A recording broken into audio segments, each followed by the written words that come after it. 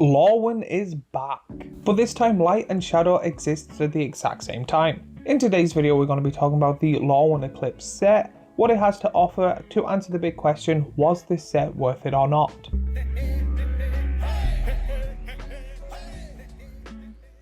Whether this is your first time on Lorwyn or you're like me and are returning to Lorwyn, this video will give you a full and clear overview on Lorwyn Eclipsed. I'll be talking about some of the best cards, showing off the art to show if this set is actually worth it or not. Now, I'm going to be a little bit biased as someone that doesn't really like the Magic Universes Beyond stuff.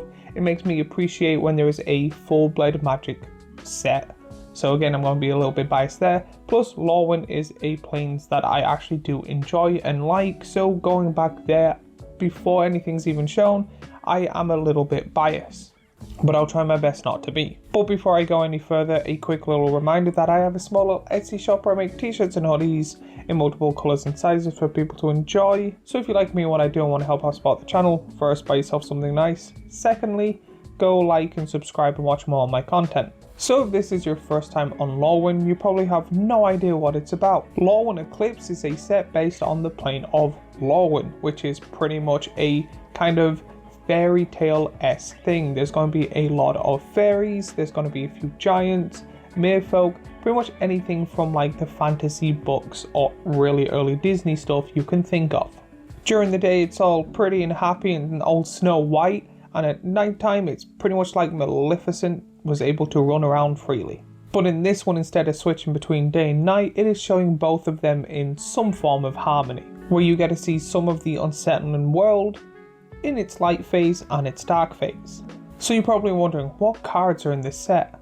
Don't you worry, I'll be going over the card types, showing the best cards that you can possibly get, showing off all the artwork so you get to see the best what this set has to offer.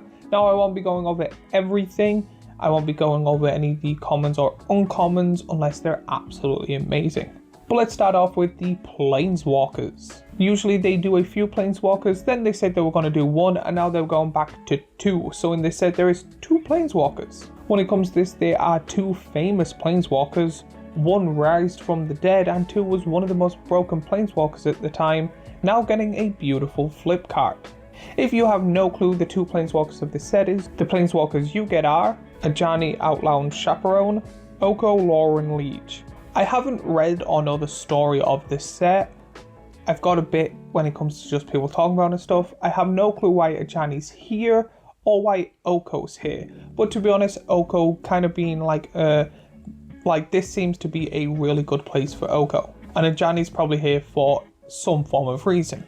But when it comes to the cards itself, for how kind of dirty they've done Planeswalkers the last few years, these are really good cards. Now, it's not old Oko broken, but it's good enough for an Oko card. And I think both of them are quite decent Planewalker cards. But as a commander lover, you're probably wondering, what legendary or potential commanders can I build my deck around? So I'm going to be moving on to the legendary creatures. When it comes to Lorwyn Eclipse, there's not that many legendary creatures as there have been with previous sets. This seems to be mainly a creature very heavy kind of theme, which is quite good because usually a lot of people want to jump on about Planeswalkers and commanders they want to play and the best instant and sorcery or lands they can get their hands on. But there is a decent fair few legendary creatures that you get to pick from, so if you kind of want to look out for a new commander, here are some suggestions I've picked for you. You get cards just like Erdu Carrier of Dawn, Bridget's Cathkin's Heart, Grub Stored Mariach, Ashling Rekindled, Tristan Glorious Cultivator, Seg Wonderwine Wisdom, Marlene Phase Ascendant, Luan Imperfect Naturist, Doran Decided by Time, High Perfect Merchant, Kirill Attractive First Year, Abigail Eloquent First Year. Overall, I actually think these are pretty decent to quite good. There's none that really stand out or I think are absolutely amazing. But I do think a lot of these commanders have their own unique ways to build and stuff like that. There's nothing kind of similar or way too close to be. I do like that a lot of these have really unique abilities. A lot of these seem to be for tribal lovers or theme-driven decks. It's less when it comes to these extremely powerful commanders and more, this is going to seem fun for me, or this is a theme that I would like to build around. But now probably the main section when it comes to this is the creatures. When it comes to these creatures, there's a lot of them and all of them have really weird or unique abilities or work together with the same creature types. Some of these have abilities we've kind of never really seen before or a stronger version of cards that we've previously had. When it comes to the creature list, you get cards just like Bitterbloom Bearer, Spinerock Tyrant, Aurora's Awakener, Moonshadow, Curious Colossus, Gloom Ripper, Kinseer's Sentry, Twilight Diviner, Bristlebane Battler, Mutable Explorer, Hexing Screechler, Goliath Daydreamer, Emptiness, Deceit, Vibrance, Cathris, Wistfulness. Creatures feel like they are the most important thing when it comes to this set. There is a lot of them with all or mostly unique abilities that are very powerful and strong and go really well in a lot of tribal decks. Some of these are faster than I thought, more powerful than I thought, and overall probably my favorite bit of this set so far. I do love the artwork in some of these cards, they're absolutely breathtaking. And for commander plays, I think this set already seems to be a lot of pushing towards tribal and a lot of deck upgrades. There's a few cards I also want to get my hands on, majority of them being creatures. Enchantments are quite a big identity when it comes to Lorwyn, but this one doesn't really have that many. Usually when it comes to enchantments, there's a few more I think, or at least a few more impressionable ones, where I find a lot of these enchantments to be still on the good side, but not as many. I think because they put a large amount of creatures in, a lot of enchantments are going to be in the common and / uncommon area, but when it comes to the rares and mythics, this seems to be very, very thin. But if you haven't seen or want to know some of these enchantment cards, you get cards just like Meek Attack, Mon Songaria, Sapling Nursery, Collective Inferno, King Binding. To me, some of these enchantments feel like they just belong in brand new decks or decks that already have a really good theme behind them. They just seem to be enchantments we already have or something similar to them with just a slight tinker to them or something along the lines like that. A lot of these are slow and depending on the pacing of your deck, but still show Lorwyn for its beauty when it comes to the plane itself. So let's move on to the spells. Lorwyn's spells are quite actually more flexible than I originally thought, but mainly seem to be full of flavor. If you don't know any of these spells, the instant and sorcery, you get cards just like Celestial Reunion, Glenelendra's Answer, Soul Immolation, Mirror Form, Bloodline Bidding, Dream Harvest, Tristan's Command, Brigade's Command, Grub's Command, Syg's Command. The command spells are quite good in my opinion. There seems to be kind of a theme when it comes to 4 or 5 creatures from the set.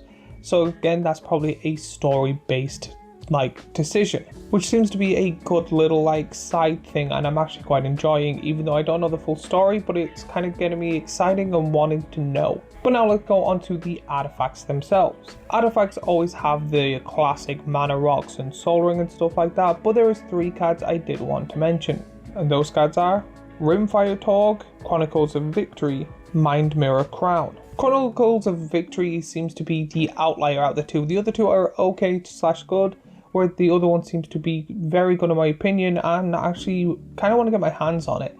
I absolutely love the artwork of the alternate art of this card. When it comes to the artifacts, it doesn't really be a big thing. Again, the creatures were the biggest. This seems to be the opposite. This is the smallest and less impressionable. But finishing off the cards of the set, and actually weirdly the one part of this video I'm actually excited for, it is the lands. If you've watched any of my videos, you know that when it comes to the commander deck products, the lands are always bad. When it comes to sets, the lands are usually bad. However, they've done something really good for this set, which is probably the biggest thing I've actually liked when it comes to this set, which is the lands. If you don't know, the lands I'm talking about are Hollowed Fountain, Steam Vent, Overgrown Tomb, Blood Crypt, Temple Garden. Now these are the so-called shock lands. They do 2 damage to you and they are very powerful. However, this is the first time they've ever done dual-sided ones in a product. I think there is a secret layer that has them dual-sided, but I could be wrong there, so let me know in the comments down below. But these are really good lands. The price of them is still a bit pricey, but still quite good for what you get. But the alternate arts are double-sided, which I think is absolutely beautiful. you get, we'll say, the day and night version. So if you're building a deck that's all like horror themed and scary, you can pick this scary side. If you're picking a deck that's all like heroes and good and all of this, you gotta pick the light side, or switch in between if you want. I find these lands to be absolutely beautiful, and to be honest, these lands used to be like 30-40 quid. Now I think I've seen one of these for 15, so again it's half the price, but it's double-sided, so I think it's actually better. But my final thoughts when it comes to this set, I'm going to be a little bit biased for a second. I like Lorwyn. I like the actual way they're going with this set. I like what they did. I like the artwork. There is a few downsides with it as well. I really don't like the kind of different variations they do of art in all of them. I just call them the messy cards that I think you can only get in collector's pack, that also have a super shiny rainbow foil version of them as well. I do find there's too many different variations of art and stuff in all these sets and too many different cards. However, overall I really do like this set. There isn't many commanders to play, but there's a lot of deck upgrades and powerful cards, and a few good cards to start a brand new deck with. Overall, I'm going to give this set an 8.4. But as always, that is the full breakdown of the Lorwyn set. If there's anything I missed or you want me to jump onto, let me know in the comments down below. Let me know what you think of all the set and all of the cards in it. If there's any cards you like or want to talk about, let me know in the comments down below. If you build a deck, show me. And while you're down there, remember to like and subscribe and comment and do all that other stuff we always ask for. And as always, if you like this video, I have last week's video here, a playlist of all the Magic the Gathering Is It Worth It here, and a subscribe button here, and I shall see you all in the next video.